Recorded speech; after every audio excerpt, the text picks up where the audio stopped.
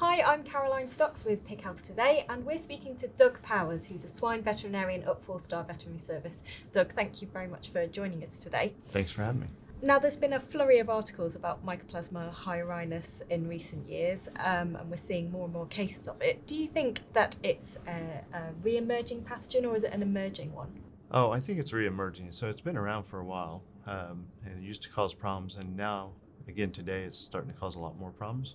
So we're seeing issues in the nursery, but then also subsequent issues as in the finishing barn with severe lameness and some even dead on arrival at the packing plants. So from the damage it caused during the growing phase. So what kind of experiences have you been seeing with it? Again, we've been seeing a lot of issues in the nursery. So in the past, people were thinking they would see like Haemophilus parasuis, where there'd be some fibrin adhesions on the heart. And when we start to do the investigation, it's really Mycoplasma hyorhinis causing those issues. So what are the signs of the infection? It depends. Early on, you could just have some lethargy, some fever, pigs not doing as well in the nursery. And then subsequently, if you follow those pigs downstream, we can start to see some more ear tip necrosis, some side sores.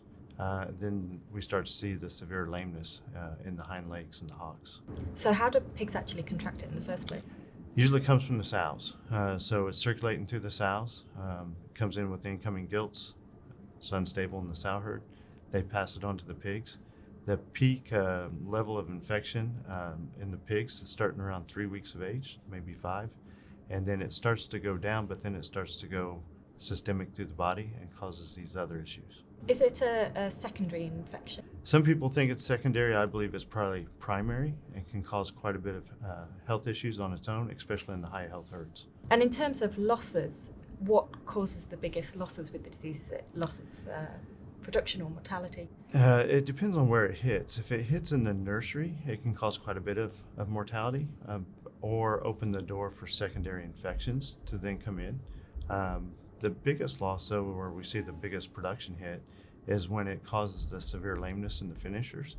So we have these absolutely perfect, healthy pigs that are doing great, then all of a sudden they're lame, they're dog sitting, they can't get up, they don't go to the feed and water as much as they need to, and then they start to get that severe arthritis from the damage. And so those pigs don't make it to market as well as they should. Or if they do, then we start to see the lameness affecting them so that when we load them on the semis, we're having some downers or animals that can't make it all the way to the truck or the packing plant. So what effect does that have in terms of economic losses? In some flows, it can be quite devastating. So in some of the wean to finish barns, we may get to 22 weeks in the barns with 4% death loss. And then in those last 4 weeks, we may see another 4 or 5% because of the damage that occurred from the hyorhinis. So quite significant. Are there any co-infections that tend to occur with this? There can be the streps, the Haemophilus parasuis is the other issues that occur early in the nursery.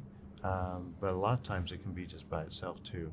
We also see, depending on if the pigs are viremic with PRRS, circovirus 2, circovirus 3, that it can make the Mycoplasma hyorhinis worse. Okay. How do you actually test for it? There's a couple ways. You can do PCR test. So if we see issues in the nursery, we can grab tissue samples. It can grow very well on the heart. And so we get the PCR test at that point in time. If we're just wanting to monitor a group, we can do blood test, and there's a mycohyorhinis ELISA. So we can track the ELISA test to see if the farms are infected with hyorhinis, look at those ELISA levels to see what level of infection we think we're seeing in the herd, whether or not we need to implement either an antibiotic regime to control it or a vaccination program to try to control it. Okay. Can it actually be present then in pigs without causing any signs of clinical disease? Yes. And I think that's why we got to be careful just doing a PCR test.